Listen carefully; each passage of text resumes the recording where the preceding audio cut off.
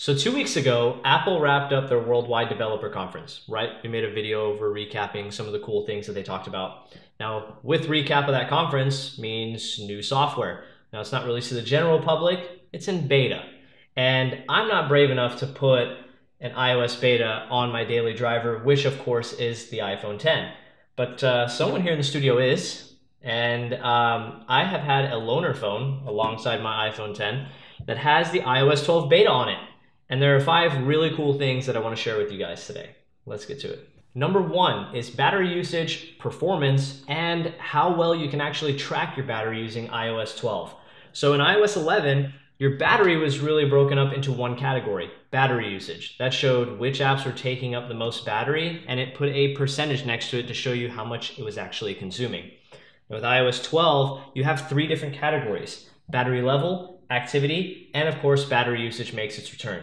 So battery level is really cool. It shows your battery on a scale of 0 to 100, and it also shows you the breakdown per hour of how much battery you're draining.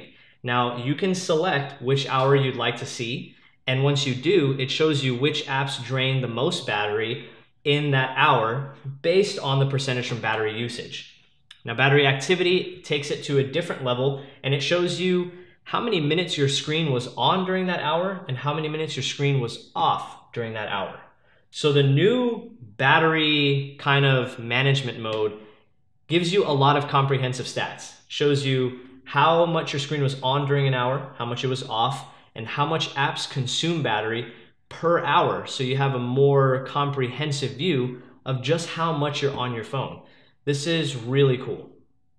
Number 2 is group notifications. Now, if you guys watched our WWDC recap video, you know I was really excited for group notifications.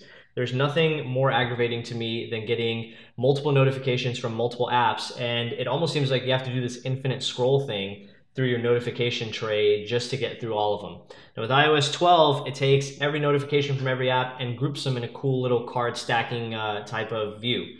Now it is a little confusing to get used to at first because I feel like common sense would lead you to believe to use 3D touch to interact with the stack, whereas the implementation is you just tap the top notification. So whenever you tap the top notification, they all expand to show you all of your notifications for that particular app.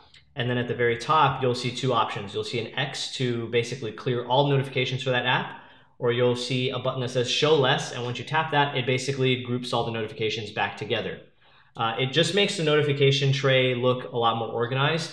And I feel like it makes the software as a whole look a lot more organized. So yes, group notifications are awesome. Number 3 is the Measure app. Now I know we also touched on the fact that Apple is using augmented reality to make their software experience even better. And the Measure app is really, really cool. So we have quite a few things here in the studio that you can actually measure. This table in front of me being one. And I use the Measure app to measure this kind of horizontal distance from one edge of the table to the other. And according to our tape measure, it's 53 inches. Now I was able to get 53 inches on the Measure app the second time around. You definitely have to be really steady with it, and you have to be also really accurate with it. It's not gonna be super accurate all the time. I wouldn't sit here and tell you that because that would be false. But again, this is still technically beta software. So I'm imagining by the time this is at the Gold Master or ready for general release, this is going to be generally really accurate. And of course, you'll definitely see a video demonstration of how the Measure app works. It's really cool.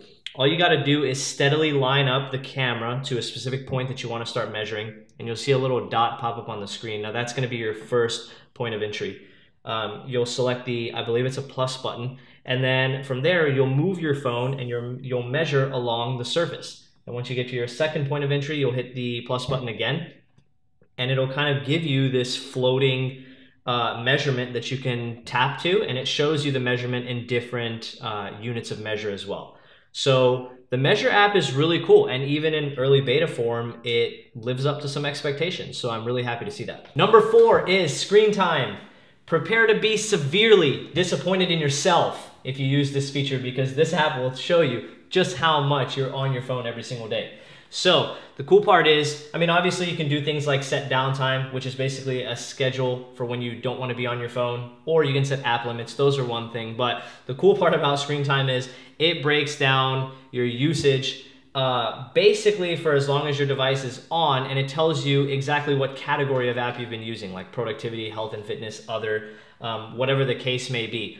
Now, the cool part is it kind of works like your battery statistics, so you can see what you've been doing for the last 24 hours, or you can even see what your usage has been like for the past 7 days. And actually, we're gonna take a look at that real quick. So, over the last 7 days, I have spent a total of 27 hours and 51 minutes on the phone. I'm sorry. 27 hours on that's 1 day. That's over 1 day out of the week that you have spent just looking at your phone. Think about it. So out of 7 days, you have spent over 24 hours looking at your screen. You need to rethink your priorities. I'll give it a try. Seriously. Good. I'm concerned. And number 5, which is last and certainly least. Wait, that's not how the expression goes. Is multitasking. Now I know this is kind of going to be a small one, but I don't know. For me personally, it was kind of an aggravating thing with iOS 11. So you know how you can do the thing where you swipe up and hold, and it brings up your recent apps. For those of you that don't know, you can also swipe up and to the right or left really quick, and it also brings up the multitasking menu without you having to hold it. But those of you that have had an iPhone prior to the 10 know that if you double click the home button, if you want to clear your recent apps, you just swipe up. On the iPhone 10, you have to push and hold, and then you can swipe up once you see the little red minus arrow come up on the top left. With iOS 12, that's no longer a thing. So you swipe up and hold, and once your recent apps come up, you just swipe up to get rid of them. Yay! Right? Round of applause for Apple, everyone? Yeah, round of applause. No, but seriously, Apple really wanted to make the future iterations of iOS 100% gesture-based, and I feel like this is a step in the right direction. So who cares about group FaceTime and Memoji when you can swipe to clear away those recent apps half a second quicker now? Am I right, guys? Am I right? I'm glad you're with me on that one. All right, guys, so that basically does it for 5 features that I found really cool with iOS 12. Now, obviously, we didn't touch on all the new features that iOS 12 brings. I mean, if you want to see more on iOS 12, let us know in the comments, and we'll definitely make another video about iOS 12. This rental phone's not going anywhere, I promise.